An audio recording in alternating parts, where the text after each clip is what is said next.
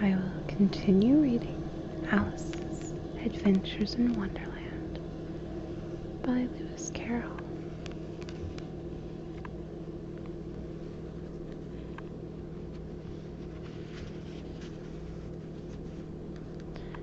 Chapter 8. The Queen's Croquet-Ground. A large rose tree stood near the entrance of the garden. The roses growing on it were white, but there were 3 gardeners at it, busily painting them red. Alice thought this a very curious thing, and she went on near to watch them. And just as she came up to them, she heard one of them say, "Look out now, 5. Don't go splashing paint over me like that." "I couldn't help it," said 5 in a sulky tone. 7 jogged my elbow. On which 7 looked up and said, "That's right, 5. Always lay the blame on others." "You'd better not talk," said 5. "I heard the Queen say only yesterday you deserved to be beheaded." "What for?" said the one who had spoken first. "That's none of your business, too," said 7. "Yes, it is his business," said 5, "and I'll tell him. It was for bringing the cook julep roots instead of onions." 7 flung down his brush, and had just begun. Well, of all the unjust things, when his eye chanced to fall upon Alice as she stood watching them, and he checked himself suddenly. The others looked round also, and all of them bowed low. "Would you tell me, please," said Alice, a little timidly, "why you are painting those roses?" 5 and 7 said nothing, but looked at 2. 2 began in a low voice. "Why, the fact is, you see, miss, this here ought to have been a red rose tree, and we put in a white one by mistake, and if the Queen was to find out, we should all have our heads cut off, you know. So you see, miss, we're doing our best afore she comes to—" At this moment, 5, who had been anxiously looking across the garden, called out, "The Queen, the Queen," and the 3 gardeners instantly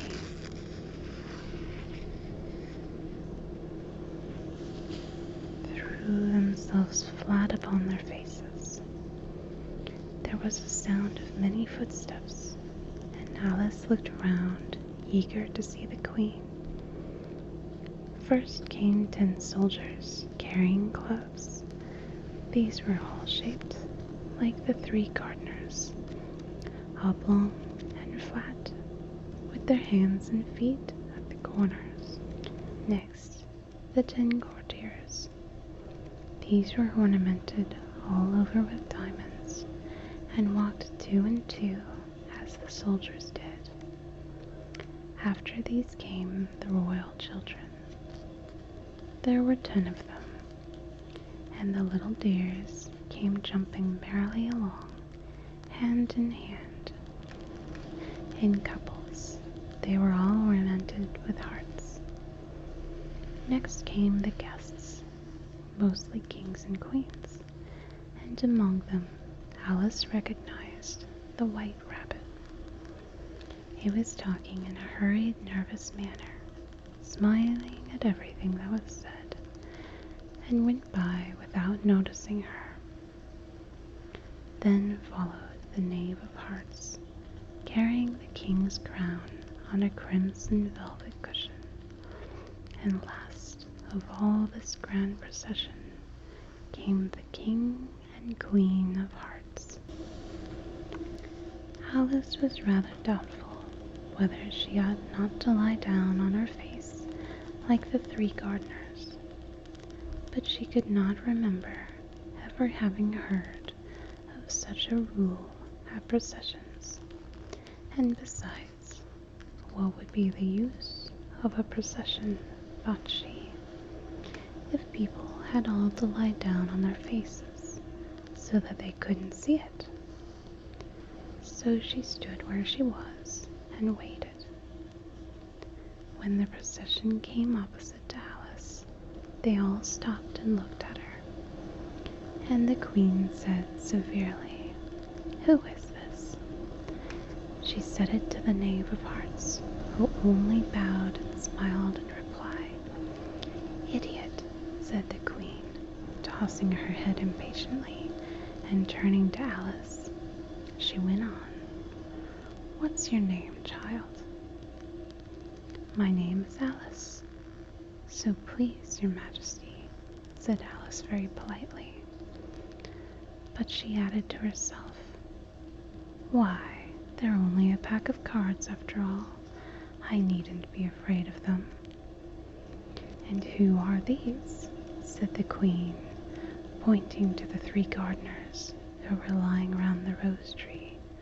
For, you see, as they were lying on their faces, and the pattern on their backs was the same as the rest of the pack, she could not tell whether they were gardeners, or soldiers, or courtiers, or 3 of her own children. "How should I know?" said Alice, surprised at her own courage. "It's no business of mine."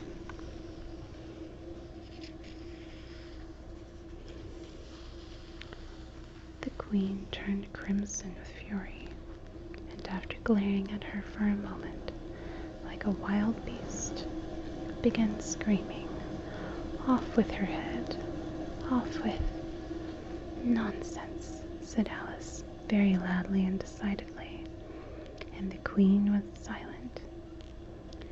The King laid his hand upon her arm and timidly said, "Consider, my dear, she is only a child." The Queen turned angrily away from him and said to the Knave, "Turn them over." The Knave did so, very carefully with one foot.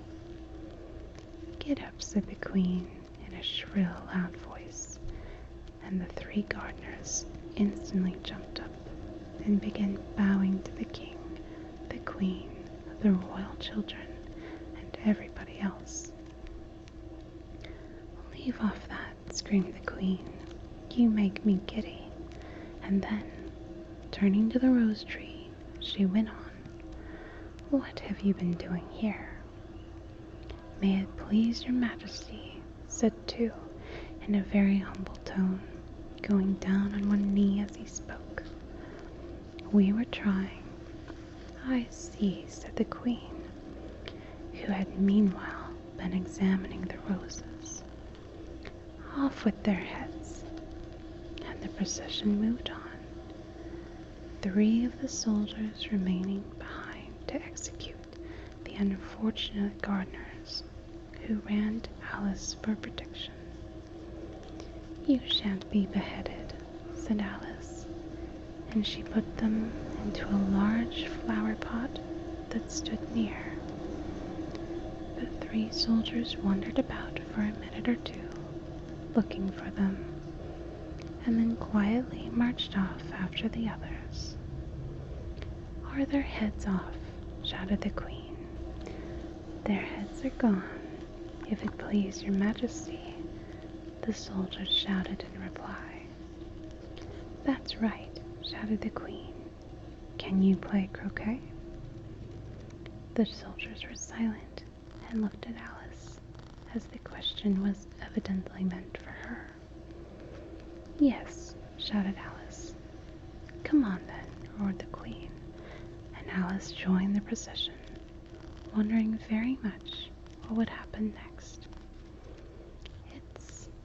It's a very fine day," said a timid voice at her side. She was walking by the White Rabbit, who was peeping anxiously into her face. "Very," said Alice. "Where's the Duchess?"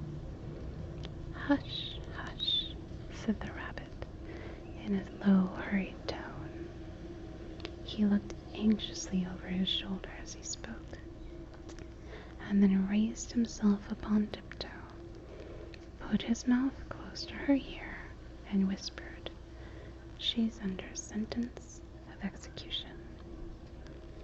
"What for?" said Alice. "Did you say, 'What a pity'?" the rabbit asked. "No, I didn't," said Alice. "I don't think it's at all a pity. I said, 'What for?'" "She boxed the queen's ears," the rabbit began. Alice gave a little scream of laughter. "Oh, hush," the rabbit whispered in a frightened tone. "The queen will hear you. You see, she came rather late." And the queen said, "Get to your places," shouted the queen in a voice of thunder, and people began running about in all directions, tumbling up against each other. However, they got settled down in a minute or two, and the game began. Alice thought she had never seen such a curious croquet-ground in her life. It was all ridges and furrows. The croquet balls were live hedgehogs, and the mallets live flamingos, and the soldiers had to double themselves up and stand on their hands and feet to make the arches. The chief difficulty Alice found at first was in managing her flamingo. She succeeded in getting its body tucked away comfortably enough under her arm with its legs hanging down. But generally, just as she had got its neck nicely straightened out and was going to give the hedgehog a blow with its head, it would twist itself round and look up in her face with such a puzzled expression that she could not help bursting out laughing. And when she had got its head down and was going to begin again, it was very provoking to find that the hedgehog had unrolled itself and was in the act of crawling away. Besides all this, there was generally a ridge or a furrow in the way wherever she wanted to send the hedgehog to. And as the doubled-up soldiers were always getting up and walking off to other parts of the ground, Alice soon came to the conclusion that it was a very difficult game indeed.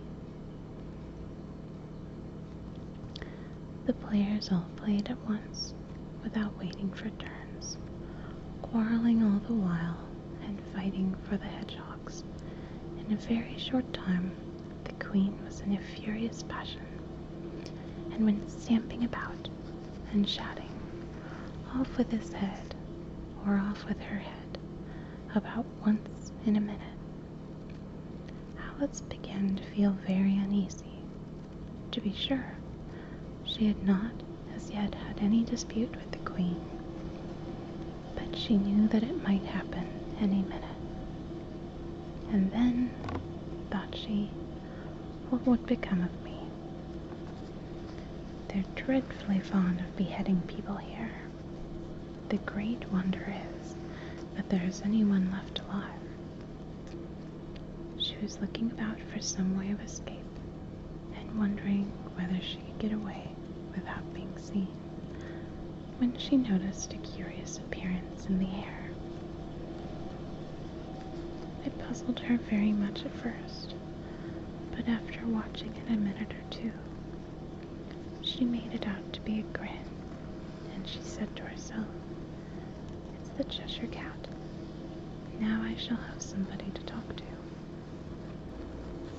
"How are you getting on?" said the cat, as soon as there was mouth enough for it to speak with. Alice waited till the eyes appeared, and then nodded. It's no use speaking to it, she thought, till its ears have come, or at least one of them. In another minute, the whole had appeared, and then Alice put down her flamingo and began an account of the game, feeling very glad she had someone to listen to her. was enough of it now in sight, and no more of it appeared.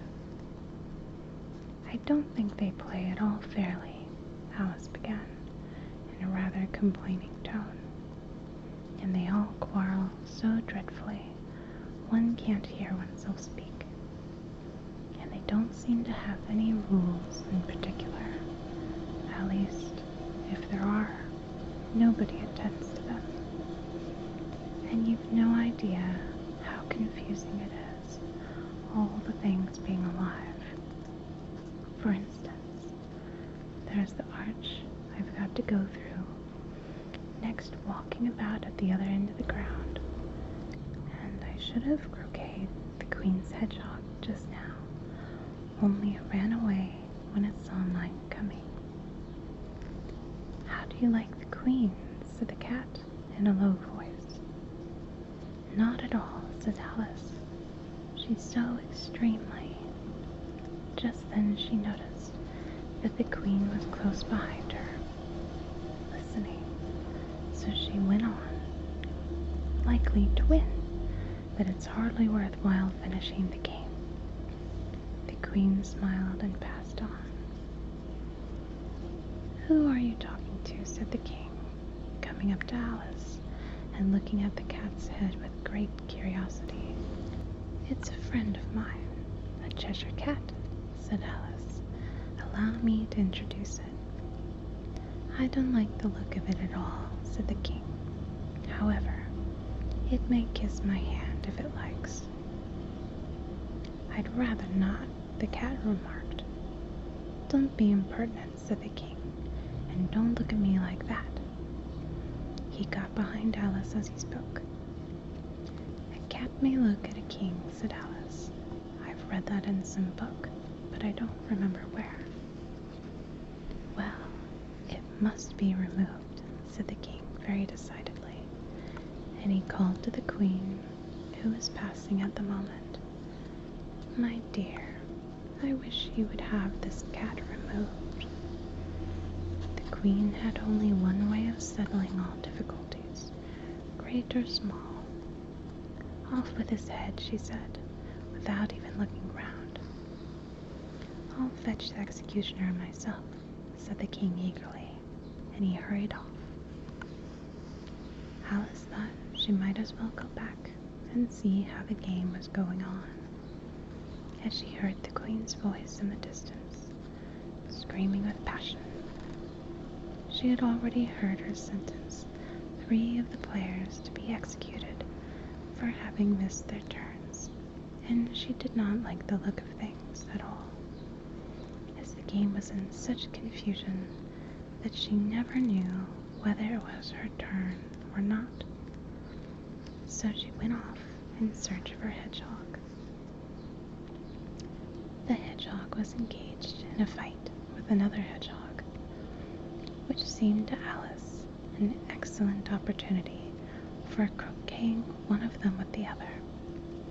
The only difficulty was that her flamingo was gone across to the other side of the garden, where Alice could see it trying in a helpless sort of way to fly up into a tree. By the time she had caught the flamingo and brought it back, the fight was over, and both the hedgehogs were out of sight. But it doesn't matter much, thought Alice, as all the arches are gone from this side of the ground. So she tucked it away under her arm, that it might not escape again, and went back to have a little more conversation with her friend. When she got back to the Cheshire Cat, she was surprised to find quite a large crowd collected round it. There was a dispute going on between the executioner, the king, and the queen, who were all talking at once, while all the rest were quite silent and looked very uncomfortable. The moment Alice appeared, she was appealed to by all 3 to settle the question, and they repeated their arguments to her, though, as they all spoke at once, she found it very hard to make out exactly what they said. The executioner's argument was that she couldn't cut off a head unless there was a body to cut it off from, that he had never had to do such a thing before, and he wasn't going to begin at his time of life. The king's argument was that anything that had a head could be beheaded, and that you weren't to talk nonsense. The queen's argument was that if something wasn't done about it in less than no time, she'd have everybody executed, all round. It was this last remark that had made the whole party look so grave and anxious. Alice could think of nothing else to say, but it belongs to the Duchess. You'd better ask her about it. She's in prison, the Queen said to the executioner. Fetch her here. And the executioner went off like an arrow. The cat's head began fading away the moment he was gone, and by the time he had come back with the Duchess, it had entirely disappeared. So the king and the executioner ran wildly up and down, looking for it, while the rest of the party went back to the game.